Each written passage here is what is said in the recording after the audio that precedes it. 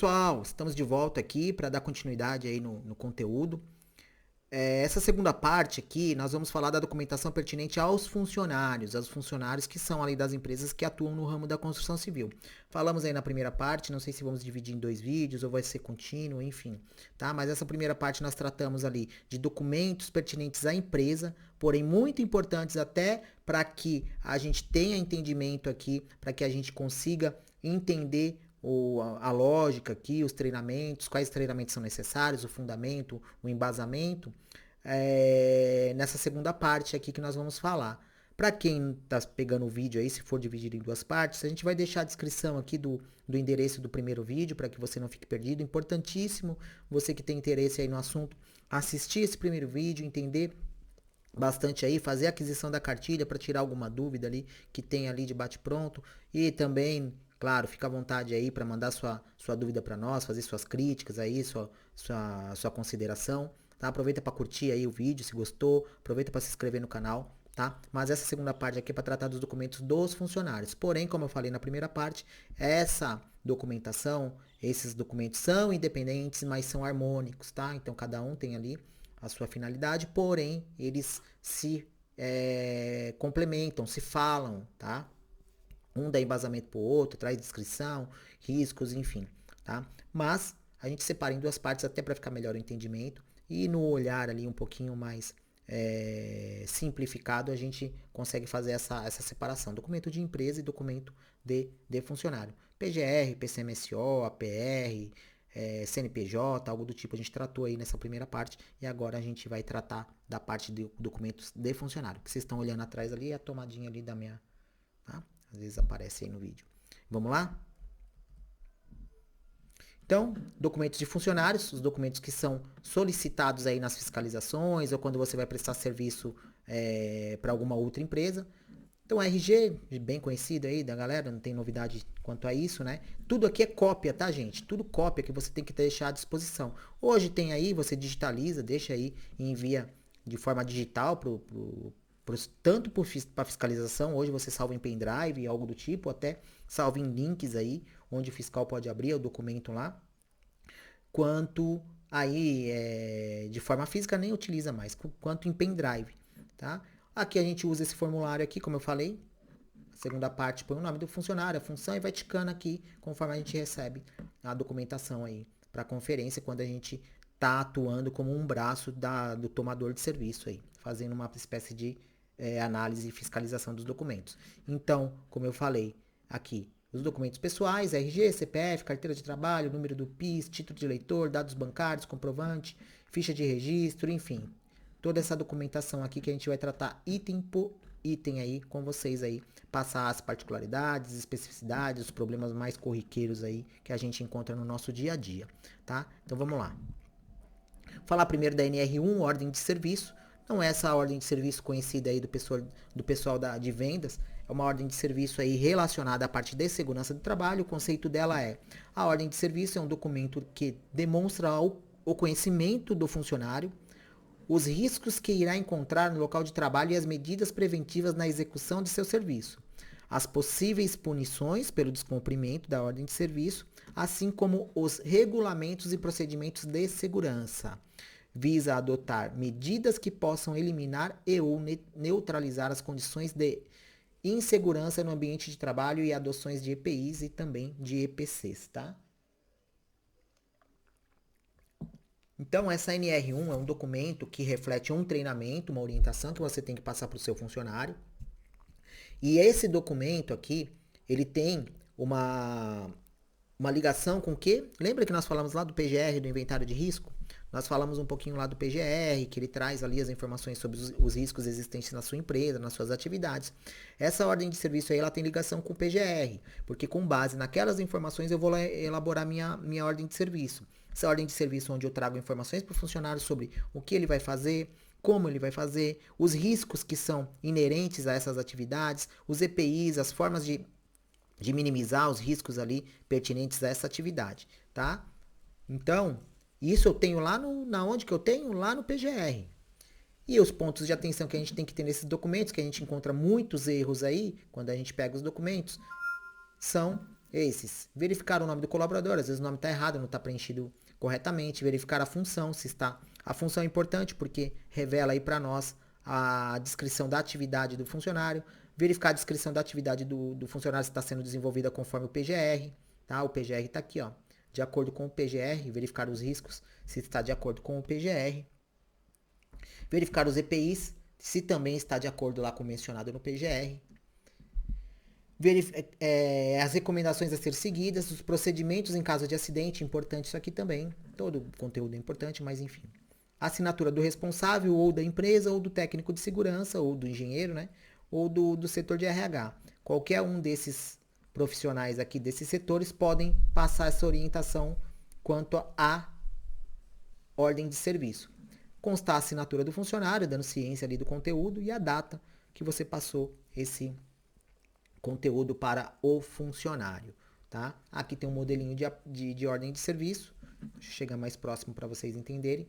Então tá aqui a descrição aí do texto normativo, o nome do funcionário, o nome da empresa, o CPF do funcionário, enfim, a atividade que ele realiza. Essa atividade está de acordo com o que, gente? Com aquela lá do PGR. Lembra que a gente falou do PGR, que tinha lá a descrição da atividade, o que o técnico de segurança fazia ali para aquela empresa? Então, tem que estar batendo com essa ordem de serviço aqui, tá? Os riscos pertinentes a essa atividade tem que estar de acordo também lá com o PGR. Os EPIs que ele vai utilizar, as medidas preventivas aí, aterramento dos equipamentos, o trânsito pela obra sem capacete, enfim, uma série de orientações aqui. Esse é um modelo nosso, tá? Procedimentos básicos em caso de emergência, o que ele tem que fazer em caso de se deparar com algum acidente ou sofrer algum acidente ali que de repente ele possa fazer algo, né? De repente aí, tá? Então aqui tá a descrição. A segunda parte aqui traz continuidade aqui das orientações de segurança, tá? Assinatura do funcionário, a data e a assinatura do instrutor. Lembrando, pode ser o responsável da empresa, o pessoal do RH, enfim, tá? Mas normalmente recai aí sobre o técnico de segurança, porque ele que elabora essa ordem de serviço, mas as orientações podem ser passadas para outro profissional, tá? A data, importante aqui a data. E uma outra coisa importantíssima para falar. Cristiano, eu posso dar o treinamento para o meu funcionário, passar essas orientações quando? Depois que eu registrar o funcionário ou antes, tá? Gente, antes do registro do funcionário, ele não é seu funcionário. É só uma pretensão de contratação. Vocês estão escutando o cachorro latindo e meu cachorro de novo. Enfim, é só uma pretensão. E a legislação diz que o funcionário deve receber os treinamentos da sua empresa dentro do período de atividade dele. Tá? Então, o que acontece? Eu não posso aplicar treinamentos para o meu funcionário fora do horário de expediente de trabalho. E ele só vai se tornar ter expediente de trabalho com a minha empresa depois de registrado.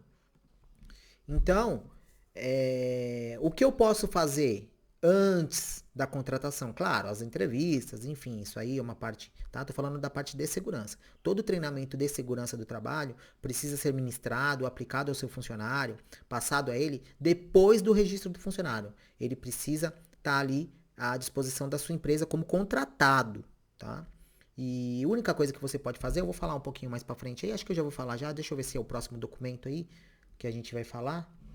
E aí eu não passo o boi na frente da carroça. Tá? Então, deixa eu dar continuidade aqui, eu vou falar um pouquinho disso daí, continuar falando. Então, ou seja, na ordem de serviço, as principais irregularidades encontradas. Documento não corresponde ao funcionário, o documento apresentado incompleto, tá só a primeira parte, né? Enfim. A cópia do documento não está assinada pelo colaborador, ou a atividade não está de acordo com o PGR ou inventário de risco. Tá? A base legal, NR1, item 1.4.1 e o artigo 157 da CLT, tá? Parágrafo 2º aí da CLT, tá? Então, é isso sobre a ordem de serviço. Vou falar sobre o ASO, tá? Então, vou falar do ASO agora para vocês e aproveito para falar, retomar o assunto aí que eu iniciei. Todo treinamento de segurança precisa ser ministrado depois que o funcionário é registrado, ou seja, ele precisa estar ganhando da sua empresa, precisa estar efetivamente registrado e só depois você aplicar. Você não pode fazer antes, aplicar os treinamentos, antes do registro do funcionário. Tá? A gente pega muito esses erros aqui, a empresa, o funcionário na ânsia ali, não, vou fazer o treinamento antes, tá? Porque eu já tenho um trabalho aí em programado, então você já é registrado e já vai para trabalhar, não. Precisa que você registre o funcionário, depois do registro de colher a assinatura, fazer todo o trâmite ali, aí sim você vai programar os treinamentos e como consequência aí produto final, os certificados aí do seu pessoal, tá? O que você pode fazer antes é aplicar o que nós vamos falar agora, o ASO, o exame admissional do funcionário. Esse exame, sim, você deve pedir para ser realizado aí antes da contratação, até mesmo para que você verifique se o funcionário está apto a realizar as atividades de acordo com o estado de saúde dele. De repente, esse funcionário não está bem de saúde e não pode realizar aquele tipo de atividade na sua empresa. Então, esse ASO serve para isso. Eu vou falar um pouquinho mais dele aí. Vamos dar sequência aí. O ASO representa o resultado de exames médicos ocupacionais e estes visam definir se o funcionário está apto ou inapto para a realização de suas funções dentro do local de trabalho. Pode ser um exame admissional, pode ter o exame periódico, pode ter o exame de mudança de função e retorno ao trabalho e o exame demissional. Tá? Neste documento estarão também relatados os exames médicos específicos para determinada função. Esses exames serão definidos baseados no risco, tá? Que é mencionado lá no PCMSO, a partir dos riscos apontados no PCMSO. Aqui já está dizendo aqui. São realizados exames ocupacionais e complementares que são mencionados no ASO. Importante observar que a empresa terá a cópia do ASO e não os laudos. Os laudos são de conhecimento único do médico e paciente, mantendo assim o sigilo entre eles. Ou seja, gente, a empresa não tem necessidade de ter conhecimento sobre o que está no laudo. Ela precisa saber só se o médico considerou o funcionário apto ou inapto. Apto ou inapto, tá? É isso que a empresa precisa saber. Quanto ao resultado dos laudos médicos ali do funcionário, não tem necessidade e não pode ficar em poder da empresa. Te fala porque a gente encontra muito isso aí quando a gente vai fazer auditorias, aí vai fazer um trabalho em alguma empresa, tá? O ASO também auxilia nas tratativas e ações prevencionistas, se porventura forem diagnosticadas algum dano à saúde oriunda das atividades da empresa em função versus trabalhador, tá? Tem um modelinho do ASO aí. O risco atrelado, né? O não cumprimento é passivo de multa, paralisações da empresa. Os pontos de atenção, verificar o tipo de exame, verificar a identificação da empresa, verificar a identificação do funcionário, verificar se os exames complementares estão em conformidade com o PCMSO, verificar se está de acordo a função de acordo com a ficha de registro e a carteira de trabalho, verificar se o funcionário está apto para a realização dessas atividades, inclusive para trabalho em altura, verificar se está na validade, verificar se está assinado e carimbado pelo médico examinador e pelo funcionário, verificar se menciona os riscos envolvidos. Vou pegar um aqui para a gente falar, tá? Um pouquinho mais sobre isso. Então aqui os dados da empresa. Esse ASO aqui, o modelo é um exame admissional do Leonardo, trabalha com a gente aí, tá? E um exame admissional, ele é técnico de segurança do trabalho, o nome da empresa, essa função aqui tem que estar de acordo com a carteira de trabalho e com a ficha de registro do funcionário. Precisa ter mencionado os riscos de acordo com o PGR. Então o PGR, lembra que nós falamos lá do PGR, gente? Sobre o PGR traz o inventário de risco, das informações dos riscos existentes aí nas atividades. Precisa estar mencionado aqui. Quais riscos o funcionário está exposto também no ASO. E, diante disso, lá no PCMSO, vai ter os exames que precisa realizar. Pô, esse funcionário está exposto ao ruído.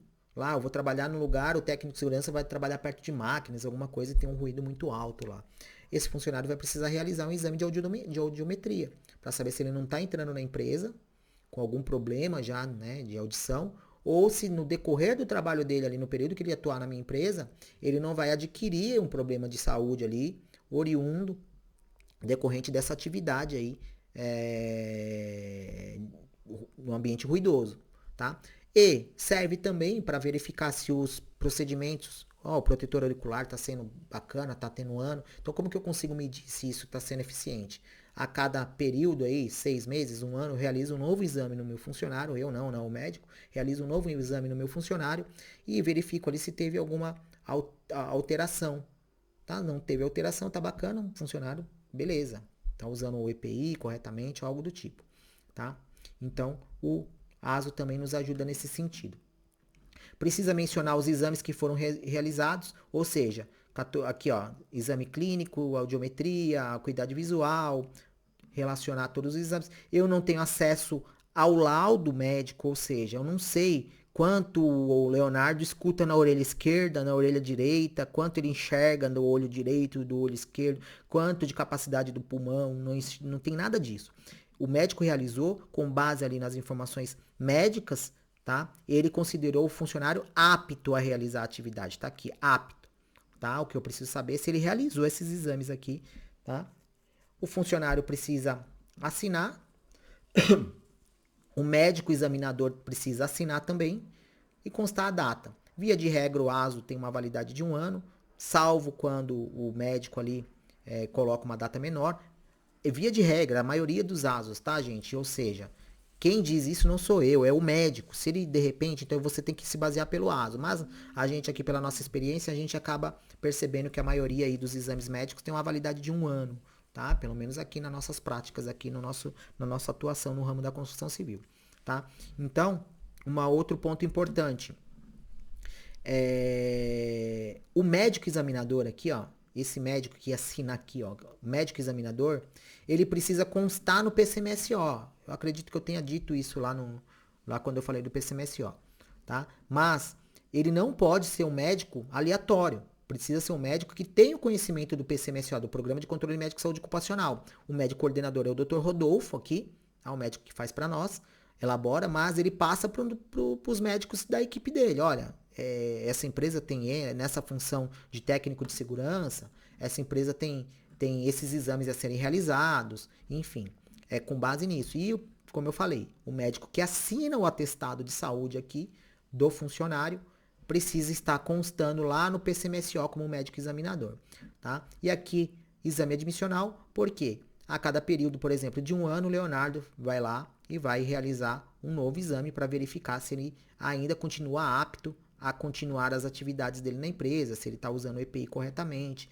ou ele retorna ao trabalho, de repente esse funcionário se acidentou, algo do tipo, se afastou da empresa aí, teve o seu contrato suspenso por um período, e ele está retornando ao trabalho. Então, de repente, ele precisa fazer um novo exame.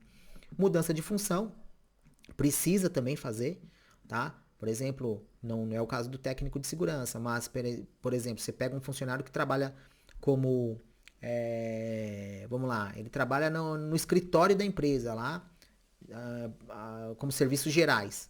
E aí, de repente, ele vai trabalhar como almoxerifado lá na obra. De repente, foi contratado aí como assistente de almoxerife. Ele vai precisar fazer um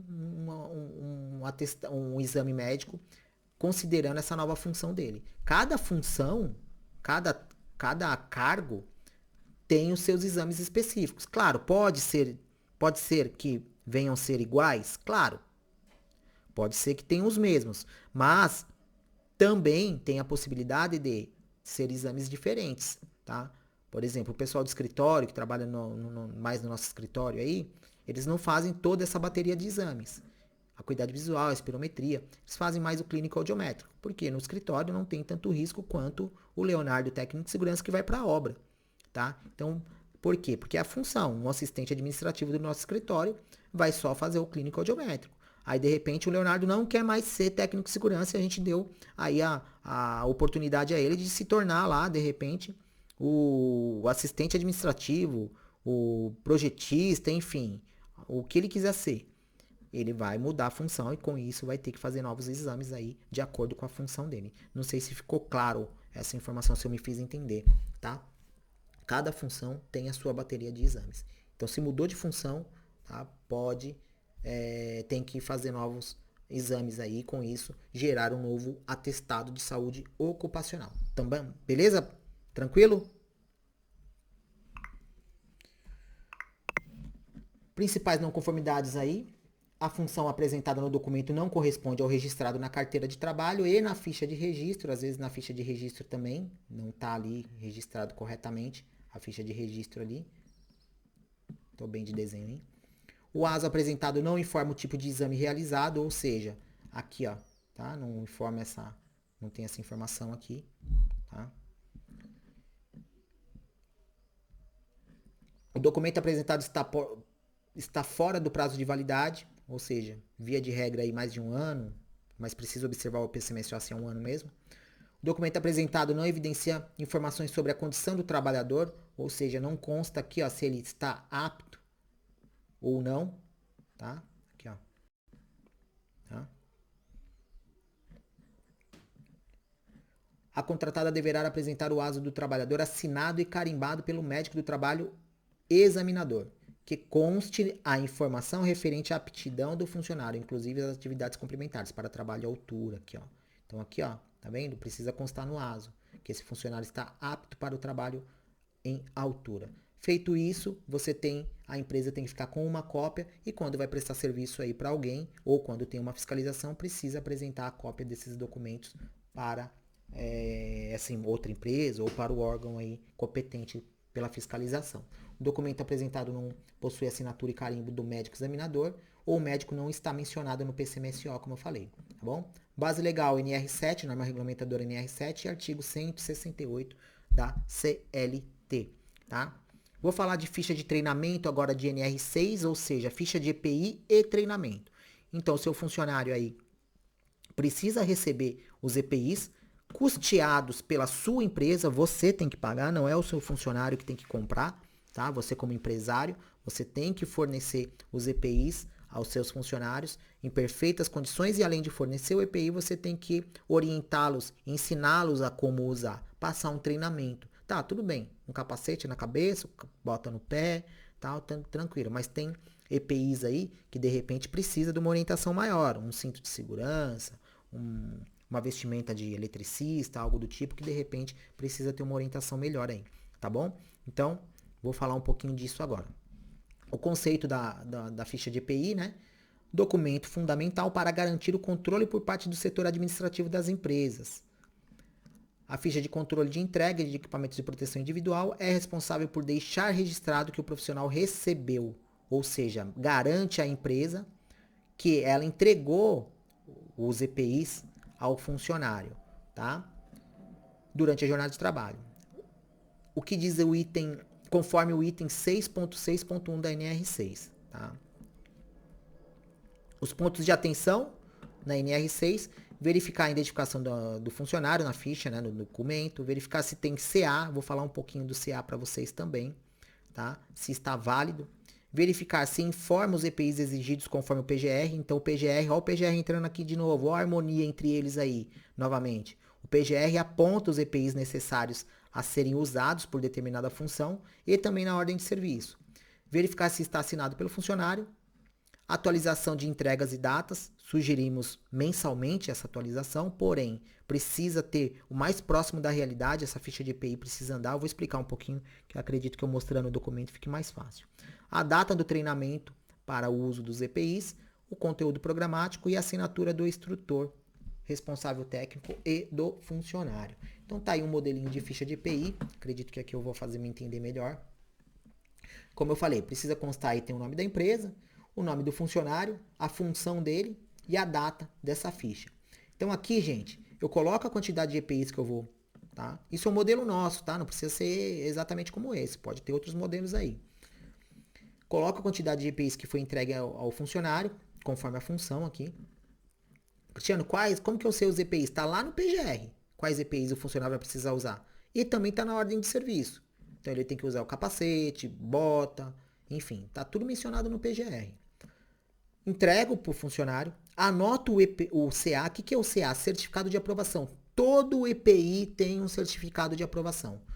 Todo EPI tem um certificado de aprovação, tá? Salvo uniformes, camisetas. Alguns uniformes ainda tem, uniforme de eletricista ou alguma outra função mais detalhada aí, um pouco mais exigente, como o eletricista, por exemplo, precisa de um uniforme específico porque ele resiste a uma certa temperatura em caso de explosão, algo do tipo aí. Então esse EPI precisa ter uma resistência e isso faz com que ele se torne um pouco diferenciado dos uniformes aí mais comuns que a construção civil usa.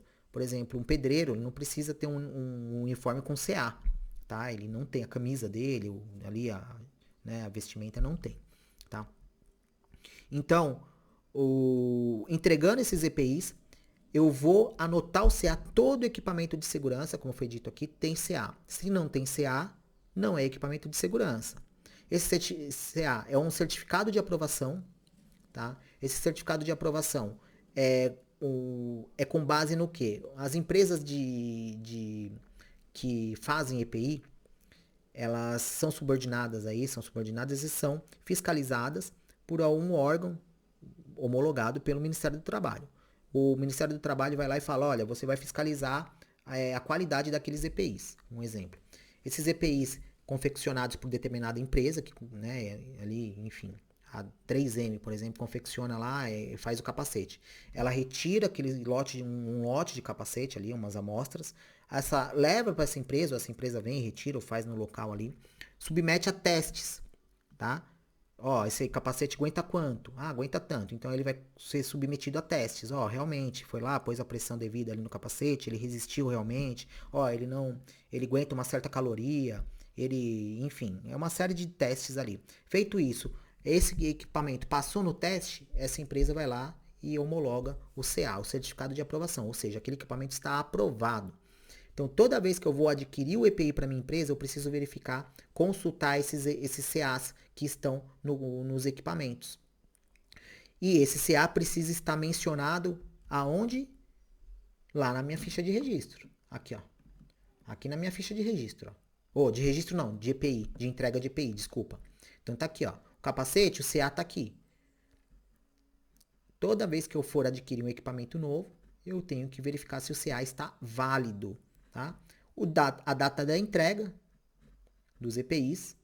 Essa parte aqui, algumas empresas usam para devolução do EPI, então ela só entrega ao funcionário um novo EPI se ele trouxer o velho.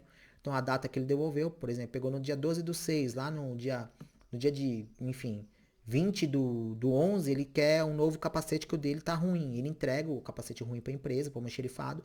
O almoxerifado manda um novo capacete para ele. E anota aqui embaixo, ó, capacete, tal, blá, blá, blá. Enfim, anota, pega o CA do capacete, pode ser CA diferente, não tem problema nenhum. Às vezes é um outro fabricante, algo do tipo. Anota a data da entrega e esse funcionário assina aqui, reconhecendo que recebeu, tá? E além disso, aí embaixo ele assina aqui também. Além disso, ele recebe um treinamento para utilizar esses EPIs, tá? Então, nesse certificado de treinamento vem o nome do funcionário, a data que ele participou do treinamento, certo? Normalmente coincide aí com a data de recebimento dos EPIs, né? Ele já recebe um treinamento ali. E a carga horária. Ele assina aqui e o instrutor assina aqui, tá? O conteúdo programático, aqui o local que foi realizado o treinamento.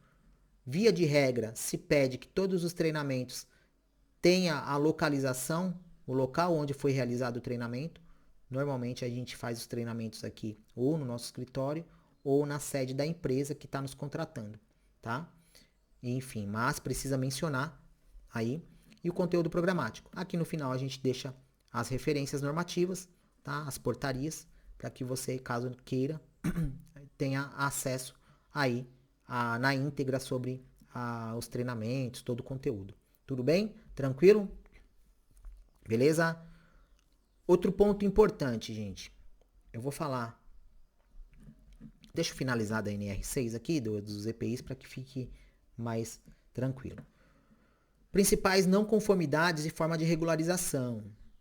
O documento apresentado não evidencia a entrega dos equipamentos. Está faltando equipamento de proteção. De repente, lá na ficha lá no PGR está pedindo que o funcionário use, de repente, um avental de raspa, de repente, um soldador. E na ficha de EPI não tem, então precisa estar aí de acordo. Tá? O documento apresentado não informa número de CA, isso aqui a gente encontra bastante. Tá? E uma outra coisa importantíssima. Voltar aqui, eu não falei, mas também que eu lembrei. Ó, gente, essas fichas aqui de EPI, elas devem andar com o funcionário, ali não digo com o funcionário, mas devem estar mais próximo da realidade. O que acontece muito é o quê? O funcionário vai trabalhar, que nem o técnico de segurança aqui, vamos pôr um técnico de segurança nosso, Leonardo, vai trabalhar, eu entrego o EPI para ele.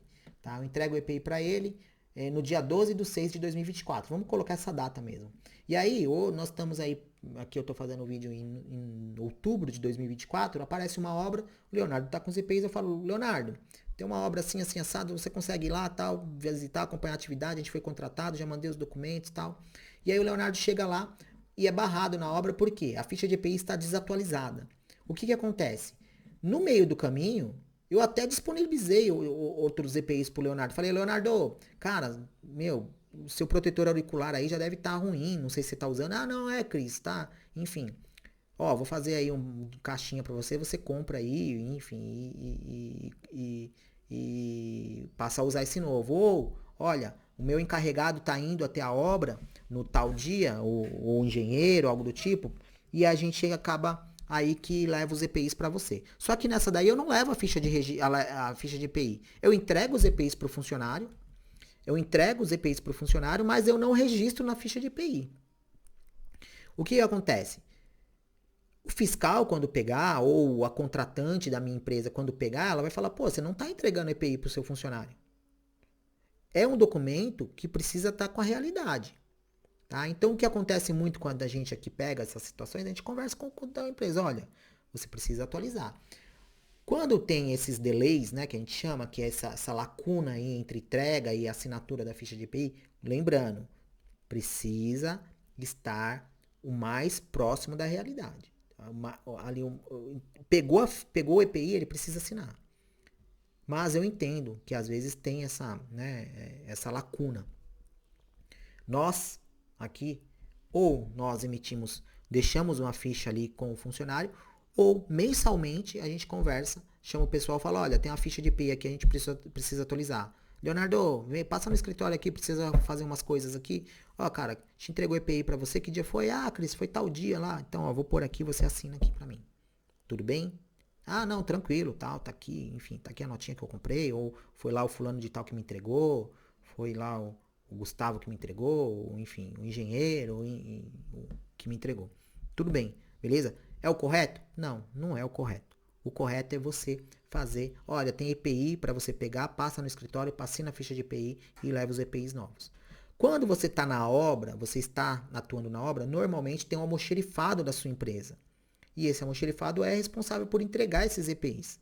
Então ele precisa ali estar com uma pastinha e sempre que entregar o EPI para o funcionário, fazer com que ele assine. Esse documento traz aí a você uma garantia de entrega de EPI.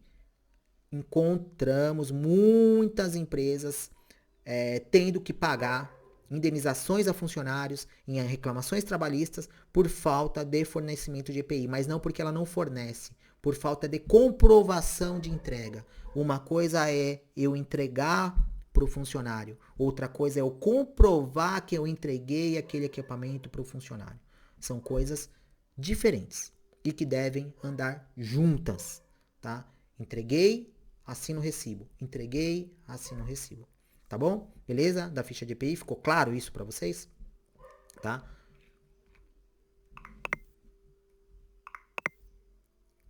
Vamos lá.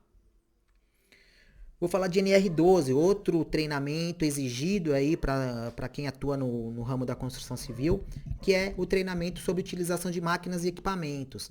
Tá? Esse treinamento, gente, ele tem uma particularidade que não se aplica o treinamento de NR12 o mesmo treinamento de equipamento para todos os funcionários. De repente, o funcionário, ele usa aí uma furadeira, lixadeira, e o outro usa uma máquina de solda, um soldador, por exemplo. Ele pode usar a lixadeira? Pode. Mas, de repente, o montador, ele não usa uma máquina de solda. Tá entendendo? Então precisa ser alinhado aí com a atividade do funcionário. Mas lembro que na maioria das vezes, a maioria das funções usam pelo menos uma furadeira, uma parafusadeira, uma lixadeira, um misturador, algo do tipo o funcionário acaba usando. Então é meio que difícil um funcionário não ter que passar por um treinamento de NR12 referente à máquina e equipamento que ele vai utilizar, tá? Mas eu vou falar do conceito aqui.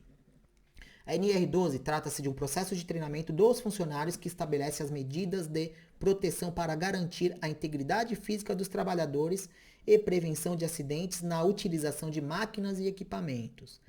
A certificação o qualifica e habilita o funcionário para a utilização de determinados equipamentos e máquinas. Tá? Pontos de atenção: verificar se o certificado corresponde ao funcionário e se ele assinou, né? Verificar a qualificação do instrutor responsável pelo treinamento e assinatura do mesmo. Verificar a carga horária do treinamento. Verificar se o curso corresponde aos equipamentos utilizados, como eu acabei de dizer. E outro ponto importantíssimo: cada tipo de equipamento tem uma carga horária específica, conforme NR18, NR12, ordem de serviço, NR1 ali. Ele traz ali a carga horária obrigatória para os treinamentos. Verificar se está dentro da validade. O local realizado do treinamento precisa constar e verificar o conteúdo programático que precisa estar se falando com o quê? Com a máquina e o equipamento que ele vai utilizar, tá? Outro ponto importante aqui, verificar se está dentro da validade. Eu trago para vocês uma informação corriqueira dos erros aqui que a gente encontra. Na ânsia, tá? De colocar o funcionário para trabalhar tão logo ali, as empresas precisam que tempo é dinheiro, né? Um bordão aí usado muito na área empresarial.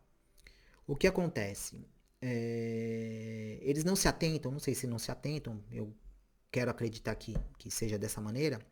A gente pega muito certificado com datas repetidas.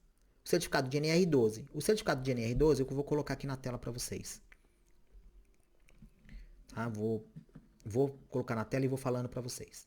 O certificado de NR12, ele tem esse treinamento desses equipamentos, furadeira e lixadeira, ele tem um treinamento com uma carga horária de 4 horas aqui, ó. 4 horas. Tá? Então, o que acontece? Na ânsia de colocar o funcionário para trabalhar tão logo, a empresa realiza o treinamento de NR12, NR18, NR35, ordem de serviço, EPI, NR10, tudo quanto é NR, tudo no mesmo dia. Aí você vai somar a carga horária desses treinamentos, dá 48 horas de treinamento, 55 horas de treinamento. O que eu quero dizer? Gente, se atentem a isso. Já pegamos fiscalizações, empresas sendo multadas por isso.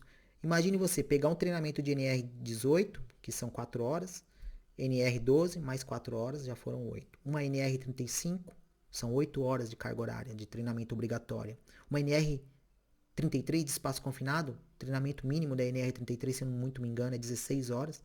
Então, 8, 16 com mais 16, já foram 32 horas, tudo feito no mesmo dia. Você acha que um fiscal vai acreditar que esse treinamento foi aplicado ao seu funcionário?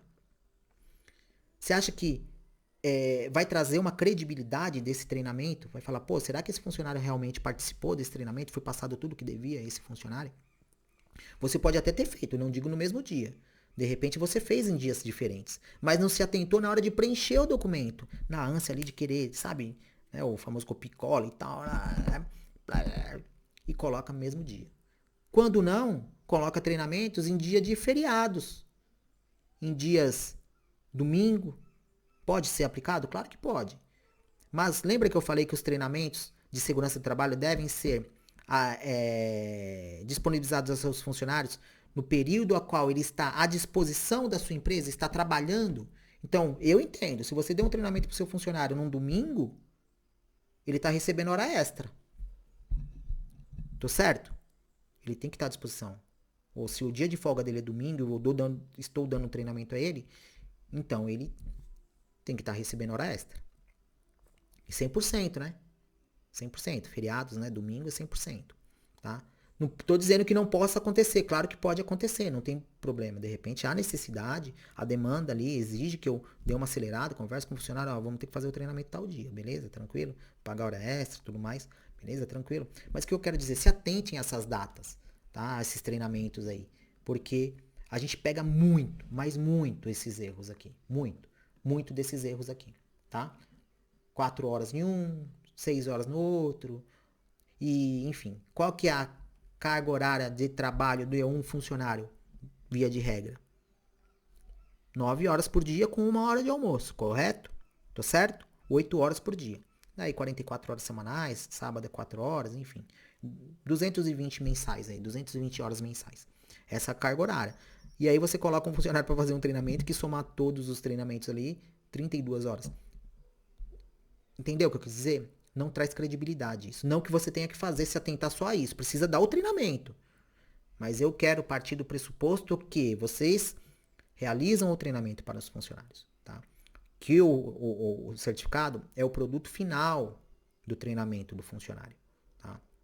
É isso. Até porque todos os treinamentos, a maioria deles NR18, NR35, ao final do treinamento você tem que submeter o funcionário a uma avaliação, a uma prova. O funcionário precisa fazer uma provinha, tá? E tirar uma nota mínima ali, provavelmente acima de 50%, 60%. Aqui no nosso entender, a gente coloca no mínimo de 10, nota máxima 10, no mínimo ele tem que tirar 7 para estar aprovado aí, senão ele tem que refazer, tá? Tudo bem? Tranquilo? Mais entendido aí? Beleza? Então tá, NR12, aí o certificado de NR12, como eu falei, os pontos tem o nome do funcionário, CPF, o nome da empresa, a carga horária, o local onde foi realizado o treinamento de NR12, a assinatura do instrutor, tá? Tendo conhecimento aí sobre os equipamentos aí, não vou colocar um instrutor para falar de, né, solda, se ele não entende. Normalmente os equipamentos, ele tem ali o manual de instrução e vem com a parte de segurança do trabalho. A pessoa se aperfeiçoando ali, estudando, fazendo ali, acompanhando, tendo proeficiência, ou seja, vivenciando ali muitos dias, ele consegue dar o treinamento para os funcionários. Tá? A assinatura do funcionário e a data de realização. A NR12 tem o conteúdo programático também, tá? E tem validade. Se eu não me engano, a NR12, aqui não tem a validade, se eu não me engano, acredito que seja 2 anos de validade da NR12, tá? Se eu não me engano. Principais não conformidades encontradas, aí o documento apresentado não evidencia a assinatura do profissional da área de segurança, o documento apresentado não cumpre a carga horária determinada, tá? E a base legal, NR1, NR12 e os itens aqui, NR12, item 12.16.3 e artigo 157 da CLT, Lei 6.514. Tá? Falar agora de certificado de NR18, um certificado aí, um treinamento específico para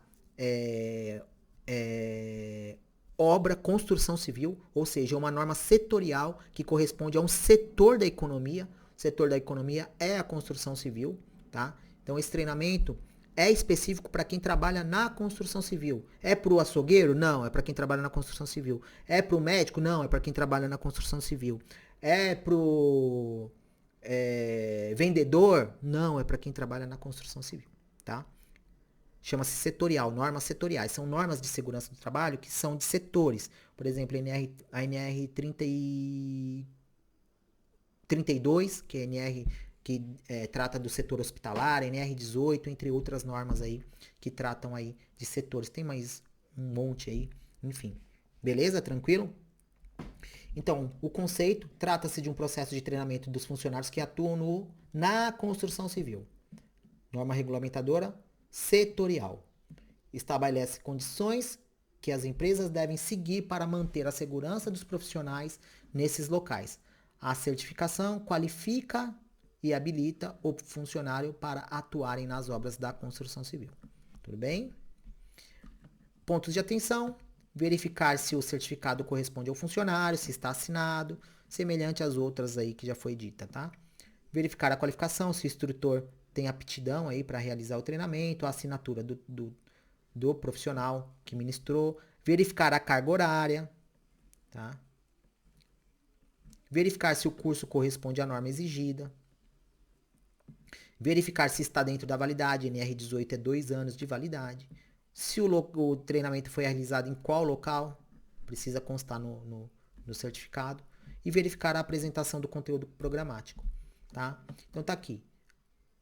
Leonardo, quem recebeu o treinamento, o nome do treinamento aqui, carga horária, tá aqui, realizado conforme tal, local, sede da empresa, quer saber onde fica? Tem lá no cartão CNPJ da empresa.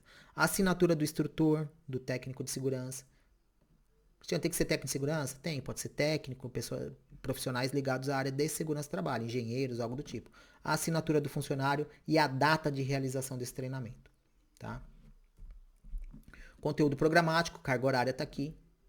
E o conteúdo que foi passado. Caramba, ficou bem ruim isso aqui. Tudo bem? Tranquilo? Principais não conformidades. Deixa eu pegar minha texto de novo. O documento apresentado não evidencia a assinatura do profissional da área de segurança, ou seja, não tem a assinatura do técnico, do engenheiro, enfim, de quem ministrou o treinamento. O documento apresentado não cumpre a carga horária, ou seja, a carga horária determinada na norma está diferente do que o mencionado no certificado, tá? E a base legal aqui. NR1, NR18, item 18.3.1 e o artigo 157 da CLT, que é da Lei 6.514, tá? Vamos falar de NR35. NR35, gente, é uma norma que trata das atividades relacionadas a trabalho à altura. Todo trabalho à altura deve receber, todo trabalhador que executa atividades acima de 2 metros de altura precisa receber treinamentos. Além do treinamento, precisa fazer os exames. Lembra que nós falamos do ASO lá, do PCMSO? Ele precisa se submeter a exames que garantam que ele está bem de saúde para realizar atividades aí acima de 2 metros de altura. Então ele faz eletrocardiograma, encefalograma, acuidade visual, avaliação psicossocial, enfim, uma série de exames ali para verificar a saúde dele, para ele realizar esse tipo de atividade aí, considerada trabalho em altura, tá? Então, o conceito a NR35 tem como objetivo o treinamento dos funcionários que possam e venham realizar atividades acima de 2 metros de altura. Visa orientar, treinar e determinar medidas de segurança para evitar riscos de quedas de trabalhadores, materiais, acidentes, de acordo com a complexidade das atividades. A certificação o qualifica e habilita juntamente com os exames médicos, ou seja, não é só o treinamento, ele precisa ter se submetido a exames médicos, esse funcionário, para que considere o funcionário apto para atuar em atividades consideradas em altura, segundo a NR 35.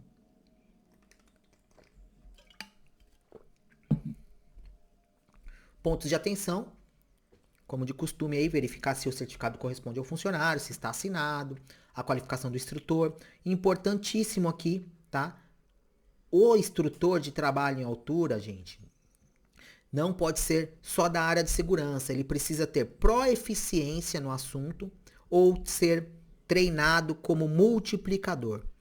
Ou a pessoa que dá o treinamento, que orienta, eu sou instrutor de trabalho em altura, eu recebi um treinamento específico para ser multiplicador, tá?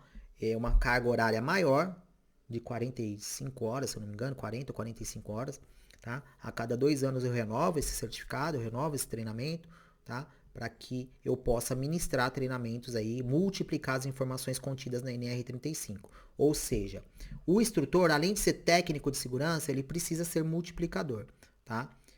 Precisa constar a assinatura. Quando não, algumas empresas, além de pedir o certificado de NR35 do funcionário, pede o certificado de instrutor da pessoa que assinou o certificado de NR35 para aquele funcionário, tá? Então, normalmente me pedem, quando eu dou orientação.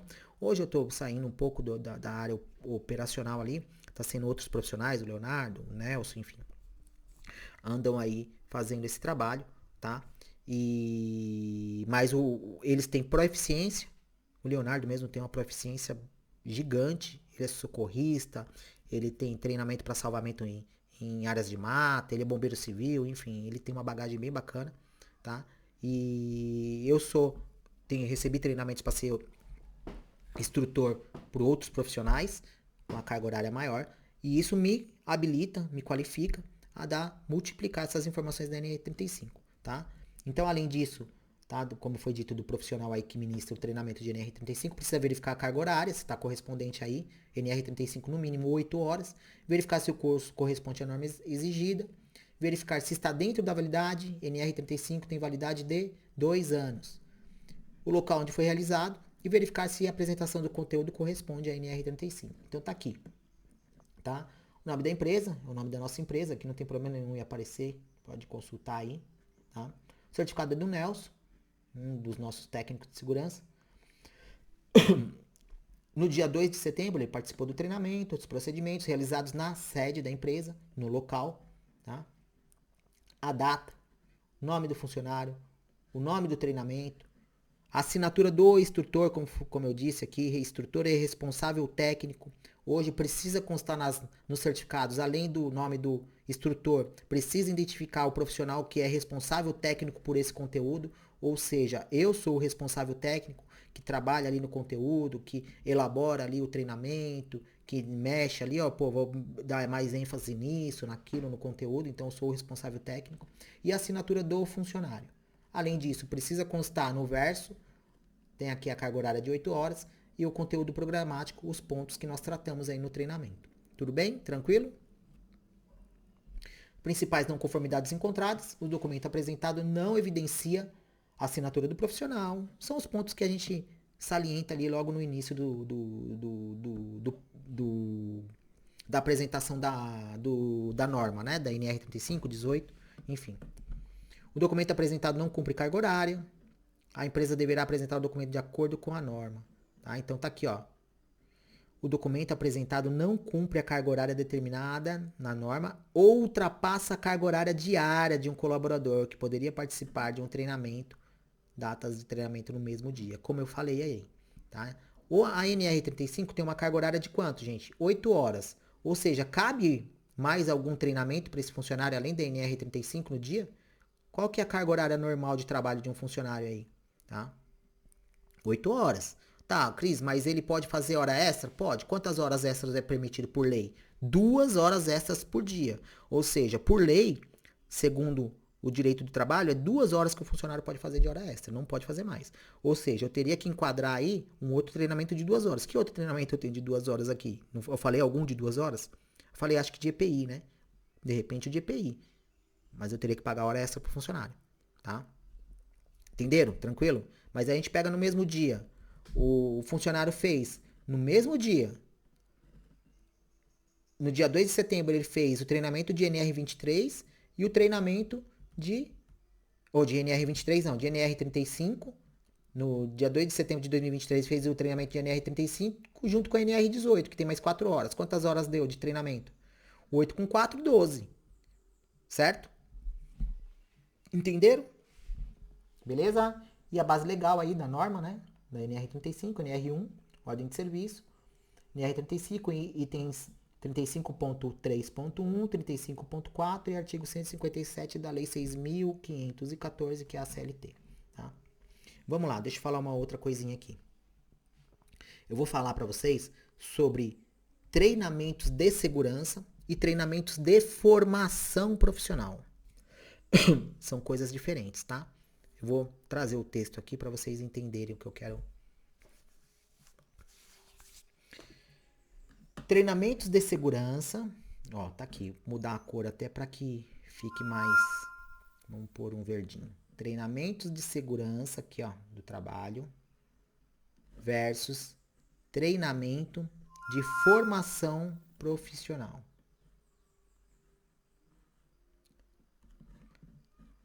Treinamentos de segurança. Segurança do trabalho. Tem como objetivo principal promover a segurança e saúde no ambiente de trabalho, evitando assim acidentes nas atividades e nos ambientes de trabalho. Fazem parte das atividades do profissional. Fazem parte da atividade do profissional. Tá? Mas não o qualifica como profissional técnico. Formação profissional. tá? Como que eu chego a ser um profissional que recebe o treinamento aí de segurança? Assegura que a pessoa obteve conhecimento técnico e ou teórico. Tem habilidades, competências necessárias para desempenhar determinadas funções e cargos de trabalho. Vamos dar um exemplo aqui. Um pedreiro recebe treinamento de segurança do trabalho? Sim. Ele precisa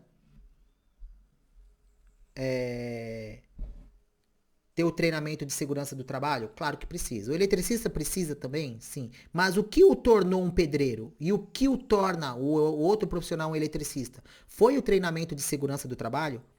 Foi o treinamento de segurança do trabalho que o tornou a pessoa médica? Foi o treinamento de segurança do trabalho que o tornou aquela pessoa técnico em edificação ou técnico em segurança do trabalho? Não, não foi, gente. Não foi. O que o tornou, o que trouxe aí, né, essa formação técnica, ou é com base empírica, ou seja, vivida pelo profissional, e isso como que eu sei? Como que um técnico de segurança precisa se formar? Por que que ele tem que fazer o curso? Porque está lá determinado no Ministério do Trabalho e Emprego. Para você ser técnico, você tem que passar por instituições que o habilitem, que o tragam conhecimento teórico e prático, tá? Para você se tornar um pedreiro, de repente, é exigido um grau de instrução ali, se eu não me engano ali não sei se é até a primária, enfim. Vou pegar aqui na norma. Mas o que me torna pedreiro não é uma formação técnica, não é uma formação em ensino superior.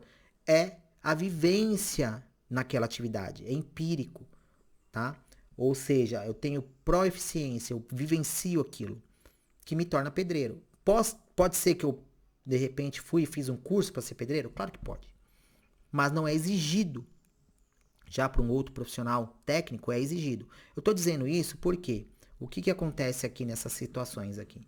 Deixa eu até passar aqui. Para algumas profissões, deixa eu pegar só o marca-texto aqui, tá? Marca-texto. Para algumas profissões, a formação profissional é dada por proeficiência, ou seja, a pessoa vivencia o dia a dia dela ali, o dia a dia dela é relacionado àquela profissão. Então o profissional entra na obra como servente de obra, ajudante, ele vai ajudando o pedreiro, passa ali 1 ano e meio, 2 anos, aí a empresa fala, pô, esse rapaz aqui entrou, caramba, ele já tá desenrolando bem, vamos qualificar ele como meio oficial pedreiro. Ele se torna um meio oficial pedreiro, passa mais 1 ano e meio, 2 anos, pô, agora ele tá desenrolando bem ali, né? Aí ele vai ser um pedreiro. Então ele adquire uma proeficiência e adquire aí um aprendizado, ou seja, é pela carteira de trabalho normalmente. Esse profissional vem ali e você olha na carteira e fala, pô, esse profissional tem 2 anos, 4 anos de experiência como pedreiro, tá? Mas você vai ver o histórico ali na carteira, ele não iniciou a vida profissional dele como pedreiro, tá? Normalmente ele iniciou como uma outra profissão aí, tá? Ou seja, por aprendizado empírico, exigindo o mínimo de experiência nas atividades ligadas à profissão. Outras profissões, se é exigido conhecimento teórico, como eu disse, precisa passar por uma instituição de ensino, tá? Essa instituição de ensino tem ali, né, os seus órgãos competentes que regem ali as normas dela, um MEC da vida, né, Ministério da Educação, enfim, o Ministério do Trabalho, Emprego, tá? E além disso, tem que ter ali a prática, que é, né, estágios, e experiência, ou seja, através de formação técnica, tecnóloga ou de nível superior, tá? Demonstrando através de uma certificação obtida por uma instituição credenciada ao órgão competente. Tá? Então, o MEC, tá bom? Tudo bem? Então tá aqui, deixa eu trazer aqui até a informação contida no site do Ministério do Trabalho e Emprego, tá? Para você ser técnico de segurança, o que você precisa fazer para ser um técnico de segurança? Formação e experiência. O exercício das ocupações requer formação de nível médio, curso técnico de segurança no trabalho para o técnico de segurança do trabalho, curso técnico na área de higiene ocupacional para o técnico em higiene ocupacional. Agora tem aqui também para você ser um trabalhador de estruturas de alvenaria, ou seja, um pedreiro aqui, ó. Formação e experiência, para eu me formar e ter a experiência como profissional. O grau de escolaridade exigido para atuar como profissional nesta área é de ensino fundamental. O aprendizado geralmente ocorre no canteiro de obra ou ainda pode ser obtido através de escolas de formação profissional da área da construção civil. Para o pleno desenvolvimento das atividades, requer-se experiência entre 1 e 2 anos. As ocupações elencadas nessa família ocupacional demandam formação profissional para eleitos do cálculo do número de aprendizes a serem contratados pelo estabelecimento nos termos do artigo 429 da CLT. Tá? Ou seja, foi o que eu disse aqui. Em outras palavras, claro, né? O texto está aqui no site do Ministério do Trabalho e Emprego. Se você quiser consultar, tá aqui o endereço, tá? O endereço eletrônico. Entra aí, faz a pesquisa que você vai ter esse resultado aqui. Tudo bem? Tranquilo? Beleza? Eu quis deixar claro isso, por quê, gente? Por que eu quis deixar claro isso? Recentemente a gente deu um treinamento para um pessoal de uma empresa aqui. Essa empresa, eles tinham um técnico técnico eletrônico, pessoal que mexia aí com câmeras de monitoramento, automação de portão, de portões, enfim, de uma série de coisas. E eles iam realizar uma atividade dentro de uma empresa no interior de São Paulo, era uma unidade de uma empresa de fornecimento de energia, bem grande aí, não lembro se era Enel, não era Enel, não lembro o nome da empresa, tá? Mas chegou aqui no treinamento, eles vieram até o escritório da gente. Chegou no treinamento, o que a gente fez? Deu treinamento, tá? Lá foram 4 dias de treinamento. Aí, no final do treinamento, emitimos o certificado, todos os profissionais assinaram, entregaram para ele assinou e ele falou assim para nós: agora eu sou eletricista. Agora, vou pegar trabalho de eletricista por aí e tal. A gente olhou e falou: caramba, esse cara tá entendendo errado. A gente não ensinou ele a ser eletricista, a gente ensinou parte da atividade do eletricista, que é a parte de segurança. Como que o profissional deve se portar ali, né? Visando a segurança dele, de quem está em volta ali. Não teve parte técnica. Claro, passa um pouquinho sobre uma parte técnica, o engenheiro ali acaba falando alguma coisinha ali, traz um conteúdo, mas não é o conteúdo para se tornar um eletricista. Tá? Então, eu quis trazer essa parte para deixar claro isso, tá? Algumas profissões, como foi dito aqui, precisa de você se submeter ao ensino de uma instituição, faculdade, curso técnico, enfim. Eu sou formado em segurança do trabalho, sou formado em departamento pessoal, me submeti aí 1 ano e meio, outro curso há 1 ano e pouco. Sou formado em direito também, me submeti a 5 anos de estudo por uma faculdade. Tenho algumas outras especializações, fiz curso para ministrar aí, como eu falei, multiplicador de NR35, alguns outros cursos aí relacionados à documentação. Então para me qualificar, eu passei por isso. Mas antes disso, eu tinha outras profissões, tive outras profissões, tá? E eu aprendi vivendo ali e para me tornar aquele profissional não me exigia que eu passasse ali por um ensino teórico, tá? Para vocês entenderem essa parte aí. Tudo bem? Ficou claro? Tá? Para vocês? Ó, pedreiro, eletricista, um médico, enfim. Tranquilo? Beleza, então. Vamos seguir aí. Tá quase acabando, tá, gente? A parte de documentos pessoais eu vou passar rápido aí para não... Todo mundo conhece, né? Não tem muito segredo, tá?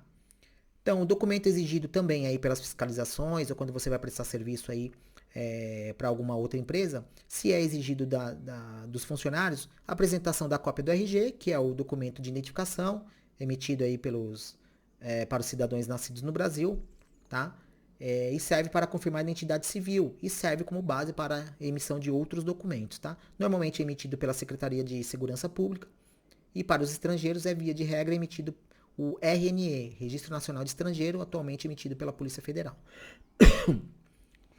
Pontos de verificação, verificar se o documento corresponde ao funcionário, se o documento está legível, tá? E, enfim, a lei é a lei número 7.116, de 29 de agosto de 83. Tá aí um documento, esse não é de São Paulo, mas enfim, o de São Paulo não foge muito aí a esse layout aí, tá? É do Rio Grande do Norte esse documento. Precisa constar a foto, tá? Enfim. É solicitado também o CPF, o cadastro de pessoa física. Lembra que eu falei no começo aí? A empresa tem o CNPJ, que se assemelha ao CPF, tá? É o documento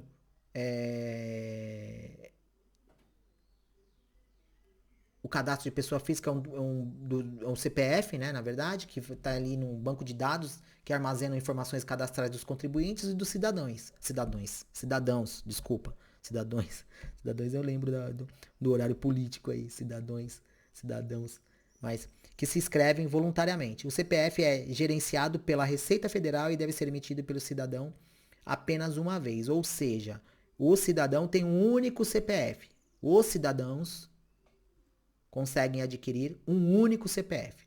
Ou seja, uma vez cancelado, significa que esse cidadão não existe mais. Ou seja, ele morreu, tá? O que acontece muito, que a gente encontra aí para quem faz declaração de imposto de renda, é que normalmente a gente se depara com a falta de cumprimento de dever do cidadão para com o governo, que é a apresentação de declaração de imposto de renda, e isso faz com que o governo force o cidadão a regularizar isso. Com que? O que ele faz?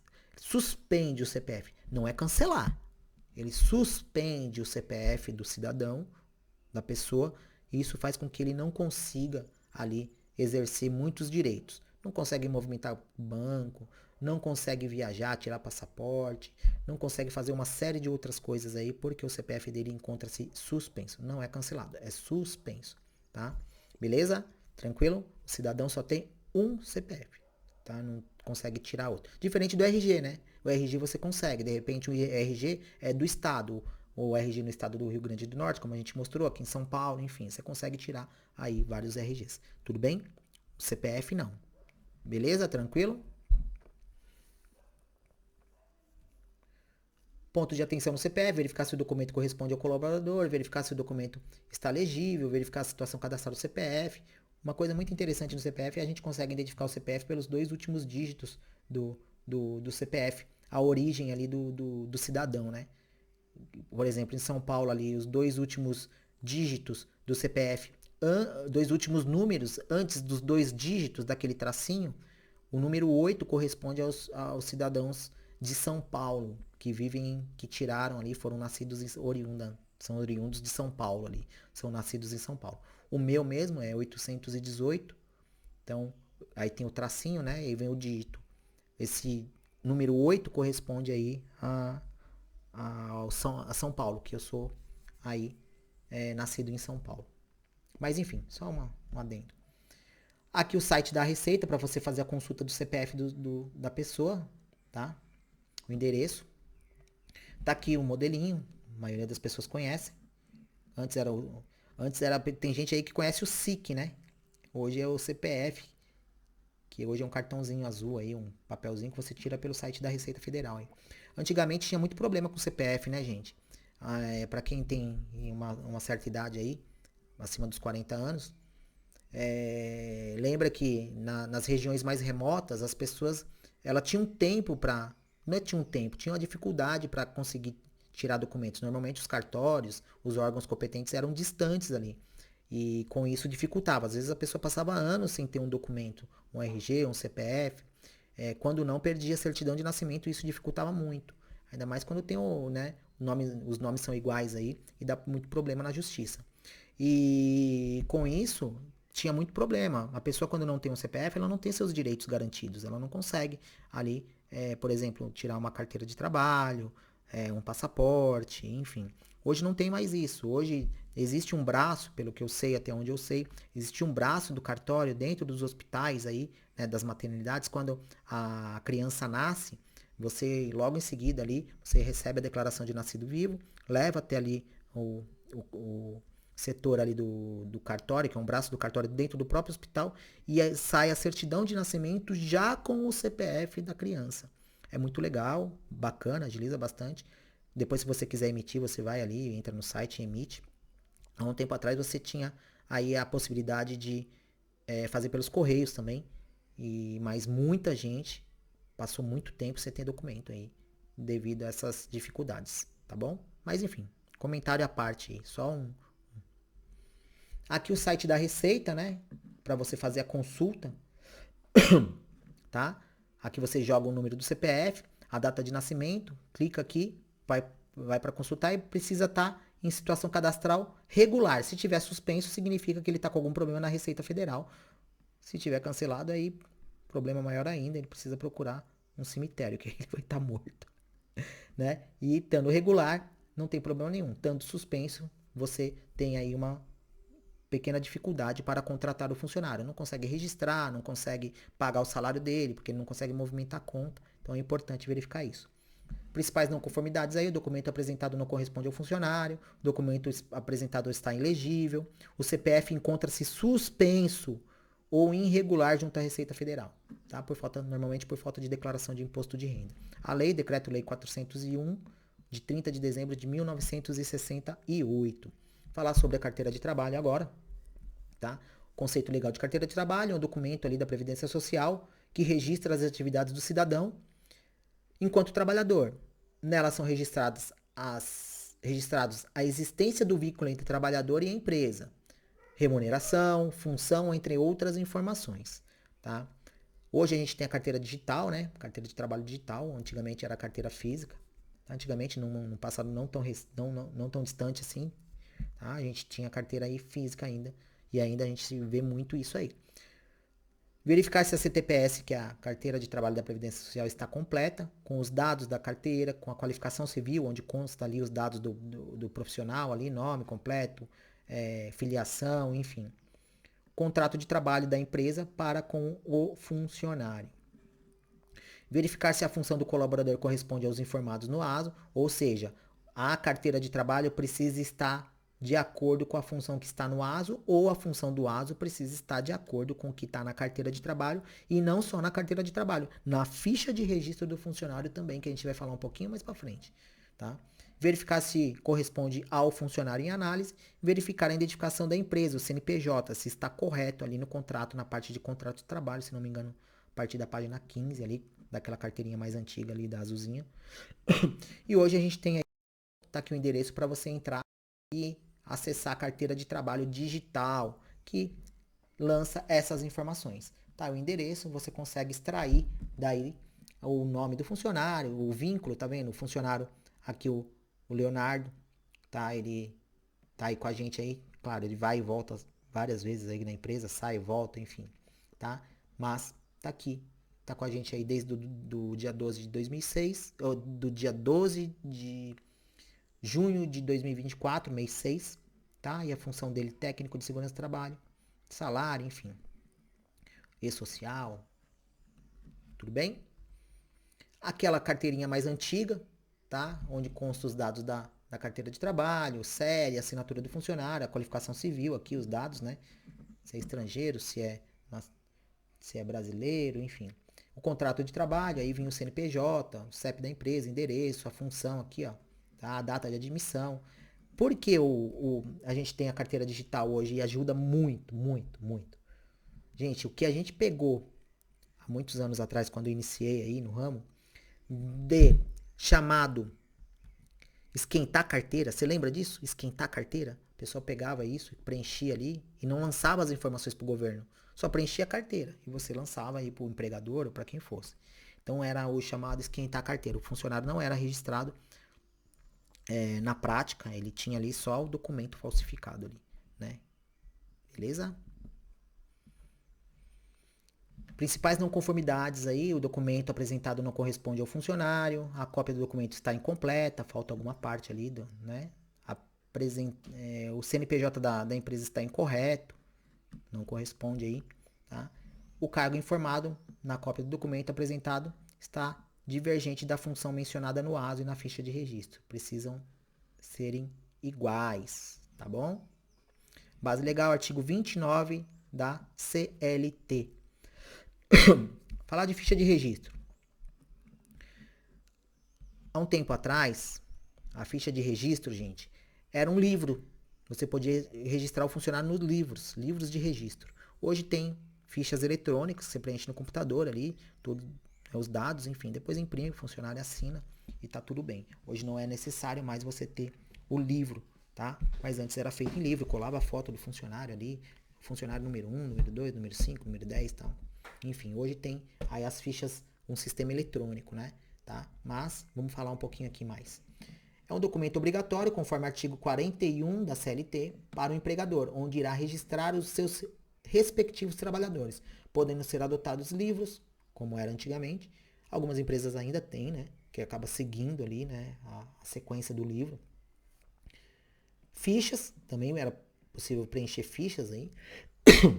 Desculpa. Tomar uma água, que minha garganta já tá. Ou em sistemas eletrônicos, como é feito hoje em dia. E expedidas conforme instruções do Ministério do Trabalho, segundo a portaria número 41. Tá? Pontos de verificação. Verificar se o documento identifica o trabalhador da empresa, verificar se evidencia a autorização para o trabalho em altura, ou seja, essa autorização para o trabalho em altura precisa constar na ficha de registro do funcionário. Ou a empresa emitir uma carta de anuência, não só de altura, mas para eletricista também.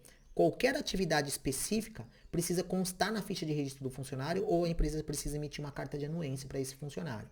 Algumas obras eu sei que exige isso, mas em fiscalizações também é exigido, tá? Ficar atento aí. Eu não estou falando disso aqui, tá? Mas é importante aí. Por isso que é importante você entrar em contato com a gente, adquirir a cartilha, ter essa assessoria para que você não tenha problemas aí, tá? Passivo de multa, paralisação, fiscalizações, processos trabalhistas, uma série de coisas. Você precisa estar andando certinho aí, tá? Fica atento aí. Verificar se o cargo e a função informado no registro e o ASO são correspondentes, tá? Então precisa ali estar de acordo com a carteira de trabalho. Toda vez que houver atualização, funcionário foi lá, entrou como ajudante, passou a meio oficial de pedreiro. Eu preciso atualizar a função dele, lembra do ASO lá que eu preciso fazer um novo exame no funcionário para mudança de função? Eu vou na carteira de trabalho dele, atualizo a função dele também na carteira de trabalho, tá? Tem um campo lá para atualização e na ficha de registro eu também atualizo a informação, tá?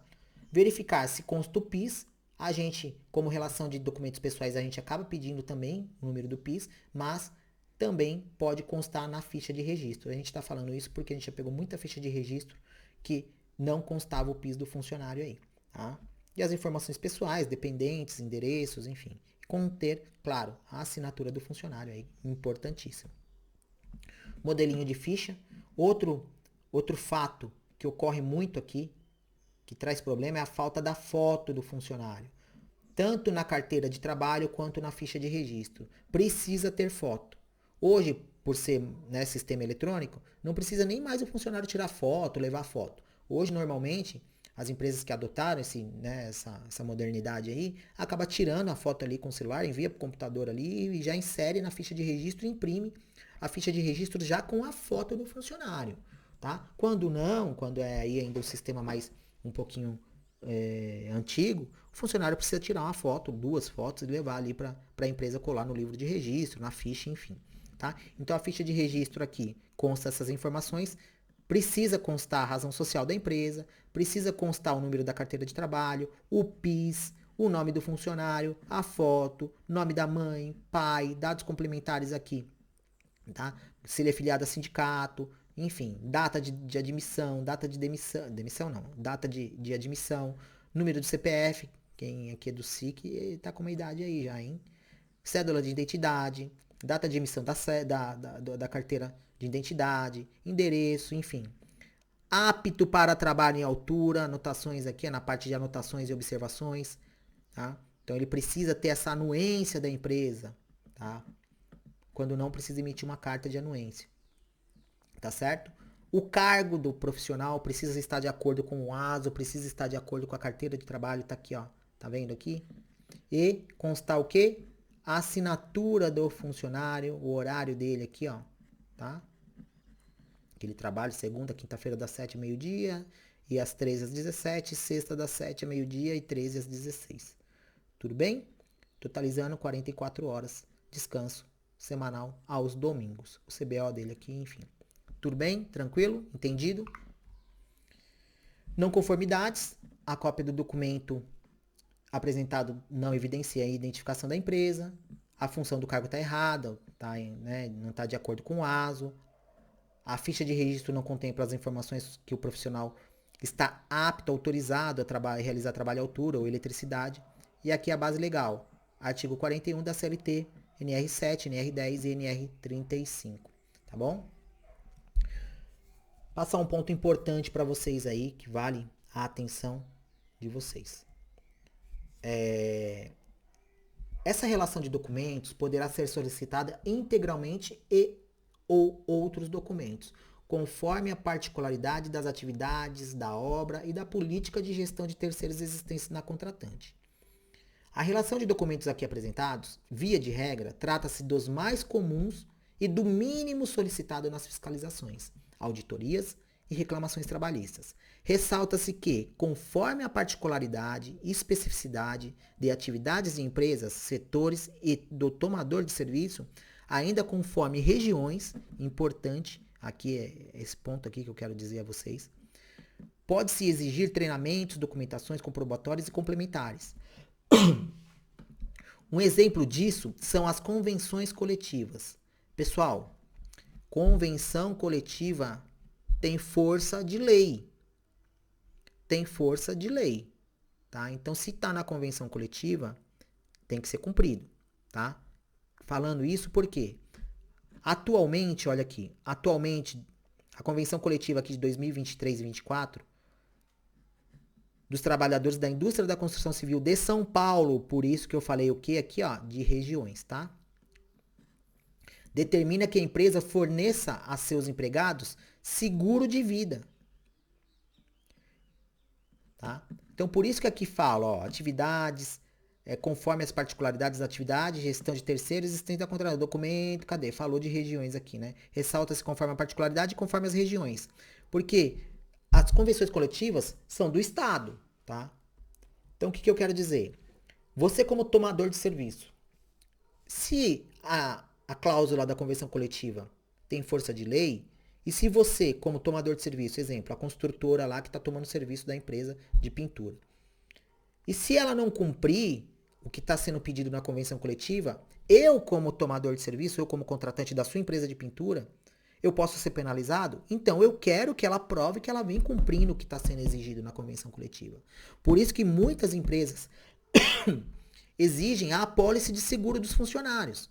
Está em convenção coletiva, tá? Está em convenção coletiva. Olha aqui o que diz a convenção coletiva. Aqui de São Paulo, tá? Tô me referindo a São Paulo. É importante que vocês observem a convenção coletiva da região de cada área que você atua. Ressalvadas as situações mais favoráveis, ou seja, se você fornece algo mais favorável nesse sentido para seu funcionário, as empresas deverão fazer em favor de seus empregados um seguro de vida, tendo como beneficiário aqueles legalmente identificados juntos ao INSS, ou seja, dependentes, né? Pessoas que dependem desse trabalhador. Deverão ser observadas as seguintes coberturas mínimas: R$ 64.843 de indenização por morte, se esse profissional vier a falecer, ou invalidez permanente, total ou parcial, causada por acidente independente do local ocorrido. R$ 24.316 de indenização por morte natural. R$ 4.863 em caso de falecimento do cônjuge do empregado, segurado ou filho até 21 anos. E assim, segue aí as outras alíneas. O que eu quero dizer com isso? Imagine você, condomínio ali, tomando serviço de uma empresa de pintura. Essa empresa de pintura não fornece o seguro de vida para o funcionário. O funcionário sofre um acidente e vem a falecer. O advogado vai exigir, claro, o advogado que tem esse conhecimento, que não é bem simples, né, adquirir essa convenção coletiva e saber disso, ele vai exigir que você, tomador de serviço, você se responsabilize. Ou seja, você pode ser condenado a indenizar os familiares ali em 64 mil logo de cara. Se não foi observado isso, tá? E você também, empresário, imagine você não tendo um seguro de vida para o seu funcionário, tá? Não só isso, como todos esses, né, treinamentos, essa gama aqui, né, essa relação que a gente passou para vocês, tá? Tudo isso traz consequência. Você não fornecer para o seu funcionário, esse funcionário sofre um acidente, fica inválido, olha aí o que você pode ter que pagar. Isso só a título de seguro de vida que você não forneceu, fora outros aí, né, da parte trabalhista. Entendido? Então é importante você se ater às convenções coletivas aí, tá? Tá aqui a fonte, né, para que você queira consultar, tá aí, tá? A gente no escritório tem aqui a parte de, né, de seguro, né, a corretora que trabalha com isso. Enfim, se tiverem dúvida, entre em contato com a gente, fale com a gente que vai ser um prazer aí poder atendê-los. Nem é tão caro assim, a gente às vezes acha que vai pagar milhões e nem é. Tá? Seguro de vida dos trabalhadores diante disso é de suma importância que se tenha uma pólice de seguro de vida dos funcionários e que o tomador de serviço se atente na solicitação da comprovação do cumprimento. Ou seja, não é só ter a pólice, precisa ver se está sendo paga ali em dia, né? A base legal, artigo 611 da CLT, Convenção Coletiva do Trabalho.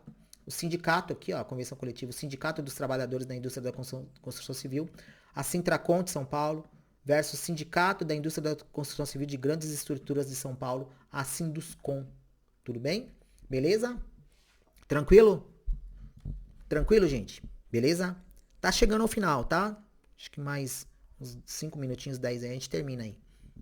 Vamos lá, vou falar um pouquinho de e-social. Não vou adentrar muito ao assunto de e-social, mas eu quero dizer a vocês que tem uma parte de segurança do trabalho que está em vigor desde 2022. Eu vejo muita empresa aí que vem descumprindo aí esses procedimentos aí pertinentes ao e-social. O e-social é uma plataforma criada pelo governo onde você envia as informações de segurança e medicina ocupacional aí do seu funcionário. Tá? Antes se era exigido isso em fiscalizações, hoje você tem ali de imediato a obrigação de enviar essas informações, tá? Dentre elas é o que? É a CAT, que eu não falei aqui, que é a comunicação de acidente do trabalho, então eu não vou falar muito disso aqui, tá? Mas a gente falou do ASO, então toda vez que o funcionário realiza um ASO, realiza um atestado de saúde ocupacional, mudança de função, retorno, admissão, é preciso informar no e-social, tá? Através aí de um profissional, alguém que saiba aí. O LTCAT aí, laudo, né, técnico de condições de ambientes de trabalho. Esse aqui é mais relacionado às obrigações previdenciárias. É um documento obrigatório também para quem tem aí funções, atividades relacionadas à insalubridade, periculosidade, algo do tipo. É importante que você tenha aí um LTCAT. Não falei aqui, porque não é a todas as empresas que se aplica isso, tá? Você pode ter, mas... E agora o evento aqui, ó, a gente tratou aqui e precisa observar. Então, fez o ASO, você tem a obrigação de enviar as informações. Ou através do seu contador, eu não sei se ele presta esse serviço para vocês, ou a empresa de segurança, ou um profissional do seu setor aí administrativo, mas entrou em vigor em 2022, está relacionado com o ASO aqui que eu falei, não só o ASO, o PCMSO também, tá? Então é importante você ter essa atenção aí. E algumas obras, algumas construtoras já pedem a cópia, né, dali do cadastro do e-social, onde você faz a informação aí, onde você faz o input dessa informação, o lançamento dessa informação no e-social e você tem que apresentar para a construtora, tá? Algumas construtoras já vêm exigindo isso e fique atento a isso aí, tá? Então, o e-social é um sistema de escrituração fiscal digital das obrigações fiscais previdenciárias e trabalhistas. O objetivo desse sistema é unificar e facilitar o envio de informações sobre os empregados por parte das empresas e para o governo federal. Tudo bem? Beleza. Gente, falei que estava chegando ao final. Tá aí meu contato, tá? Aproveito aí para pedir a vocês, se gostaram do conteúdo, curte, se inscreve no canal, faz seu comentário aí. Se eu deixei a desejar, peço a vocês que comentem aí para que a gente melhore aí, traga informações. Se eu não souber, eu vou atrás de quem sabe. Enfim, tá? Não somos dono da razão, estamos aqui para trocar conhecimento. A intenção aqui é ajudar, tá? Mas se vocês puderem aí fazer suas considerações, a gente agradece para que a gente tenha aí um parâmetro e nos incentive a trazer mais conteúdos desse tipo a vocês. Aproveito também para informar sobre a cartilha que vai estar disponível. É só mandar um e-mail para nós, tá? No Cristiano aí cristiano.zeter@gmail.com, que aí é o meu pessoal, e a gente traz no meu e-mail pessoal, envia aí solicitando. A gente vai criar uma outra ferramenta aí, de repente dentro do nosso próprio site aí para você fazer a aquisição da cartilha, tá? Além da cartilha, como eu falei a vocês, vocês vão ter aí acesso a nossos profissionais para tirar dúvida, para conversar, para esclarecer alguns pontos que não ficaram claros para vocês aqui, tá? Durante 6 meses. E, se você quiser, ainda vai ter acesso aí à disponibilização desses modelos de certificados que aqui a gente apresentou a vocês, tá? De bate pronto, aí não garanto, né, de repente, devido à demanda, mas sempre que a gente conseguir dar uma olhadinha, a gente manda para vocês aí. Claro, não precisa nem fazer a aquisição da cartilha, de repente você quer um modelinho, manda um e-mail para mim aí sem problema nenhum, a gente disponibiliza vocês sem problema nenhum, tá? Tudo bem, pessoal? Então aí, agradeço a atenção de vocês, a paciência, tá?